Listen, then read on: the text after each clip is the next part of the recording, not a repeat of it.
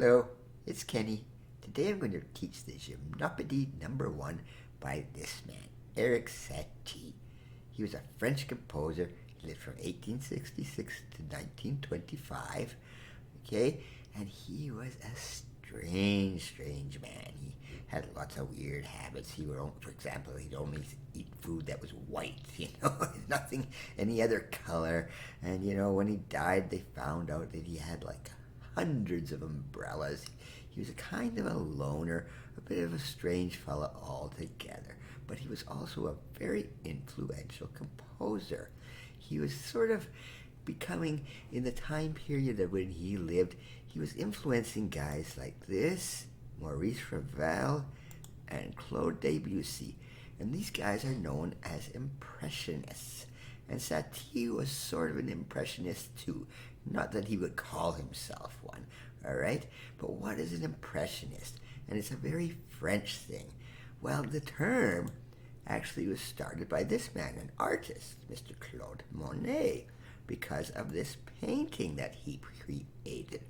And this thing is called Impression Sunrise. And what's important about that painting and why I'm showing it is you'll see the colors are kind of blurred, all right? It's an impression of a sunrise. And the Impressionist composers composed in a very similar fashion. A lot of it's going to be very blurry, as you will hear in the lesson. Some of the sounds just blend into each other.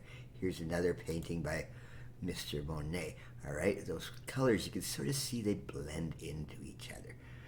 But regardless, Eric Satie's Gymnopedie, it's not an Impressionist piece, but it's got some things, and when I'm teaching the lesson, I'll kind of explain what I mean by the blurriness. Now, before I go on, what is a Gymnopedie, you might be asking? Well, it's just a name that Mr. Satie invented himself. No other composer has written anything like these things, all right?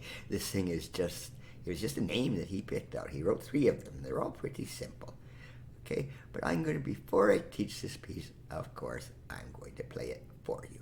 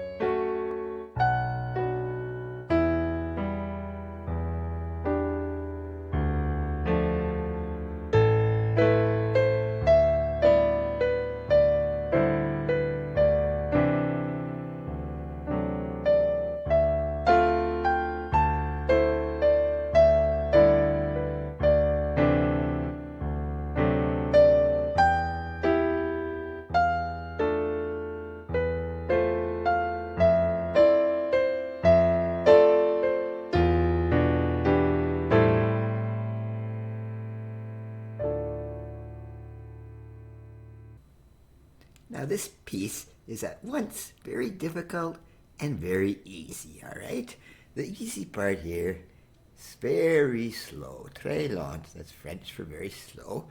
Okay, and it's also in the key of D major, 2 sharps. Not too many sharps to worry about.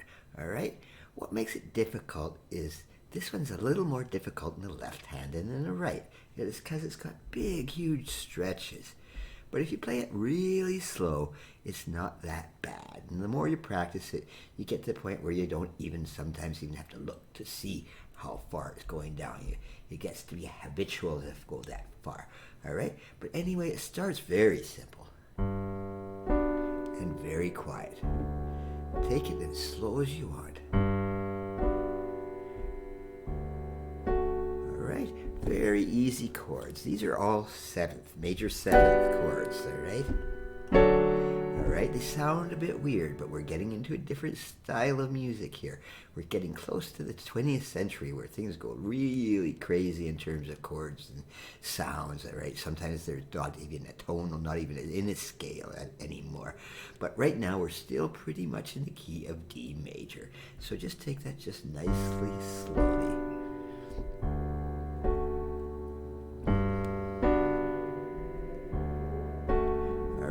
Now here's where it gets difficult. We got a melody in the right hand, so you can't be sharing it like those ones we're doing. So we have this. All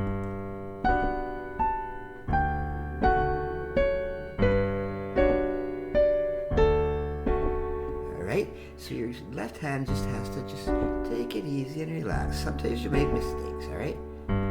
You might hit the absolute... Ooh, you don't want to do that, right? It's really hard sometimes to go all that distance, but you get used to it, all right? Now, here, something really weird happens, and it's got to do with the way it's written, all right? It comes out like this. Now,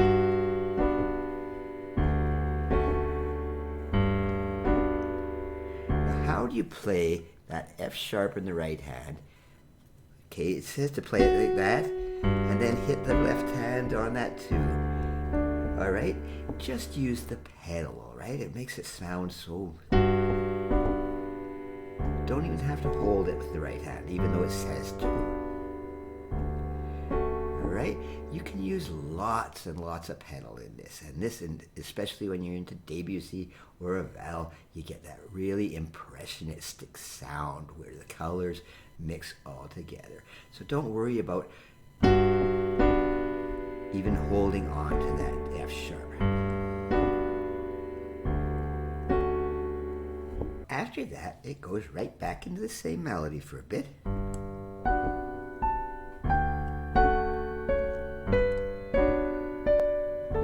Then it changes a bit here.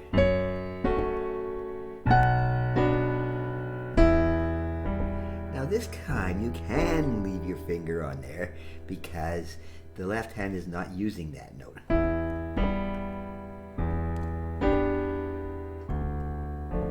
right, now let's go down a little bit here. It comes into a bit of an A minor section here.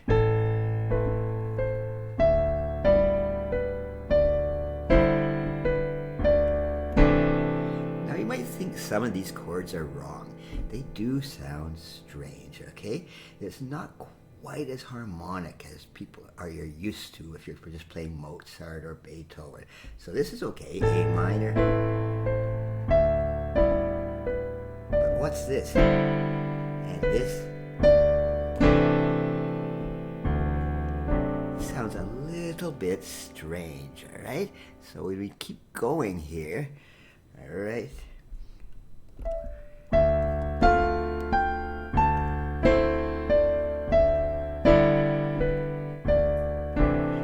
Bit of a stretch here. It's a little awkward. You should notice right here. It's a really bit tricky to play. It's a little uncomfortable, but you'll get used to it.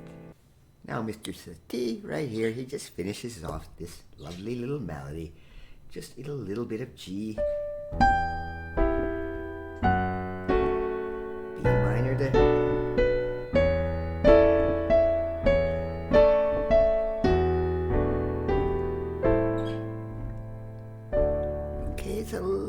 awkward here. It's a little uncomfortable. You got that F sharp.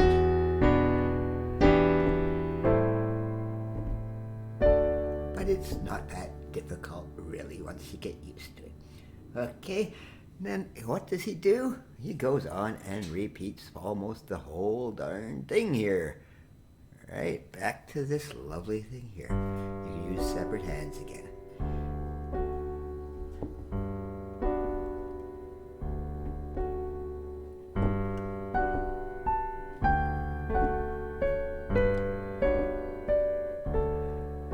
What happens here? He wants it loud this time. It's the exact same thing that we had before, but it goes to forte, and before it was like quiet still. For some reason, Mr. Satie just wanted to shock you into thinking, oh, okay, it's all so quiet up until then, well, let's get it a little bit louder. He had a sense of humor in his music too, all right? So that's that same thing where you don't have to hold that F sharp. Right, so there's a big contrast there from the really quiet to the really loud there. And I'll tell you something about playing quiet. It's a lot harder to play quiet on a piano than it is to play loud. All right, and I've had troubles on some grand pianos. You have to put your foot on the soft pedal the whole time. All right, electric pianos are a little easier. You just turn down the volume. But playing soft takes much more control.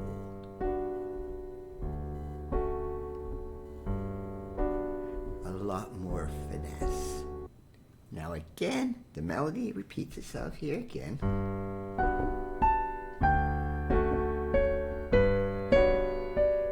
See, it's quite repetitive.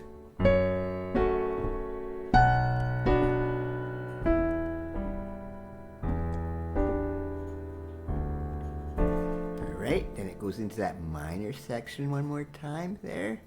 Let's see here. Okay, right here. Going into the little minor section. And then there's that stretch again.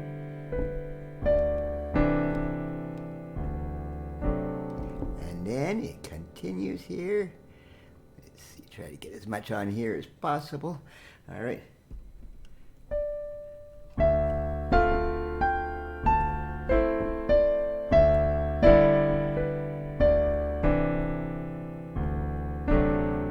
Now to finish it off here, Mr. Satie does something really quite strange at the end.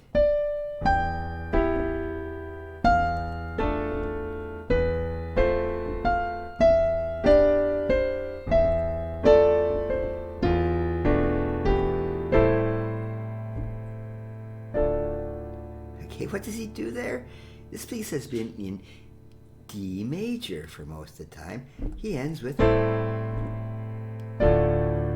just ends in a minor chord. It sounds really surprisingly, but as I said, Mr. Satie liked to surprise you, so it just ends in a lovely D minor chord. Okay, this is not that difficult a piece. It's not that easy either, you know, because of those big stretches across, all right? But it's very influential. Mr. Eric Satie was a very influential, he influenced jazz music immensely because of his weird chords. You could almost play this thing in jazz.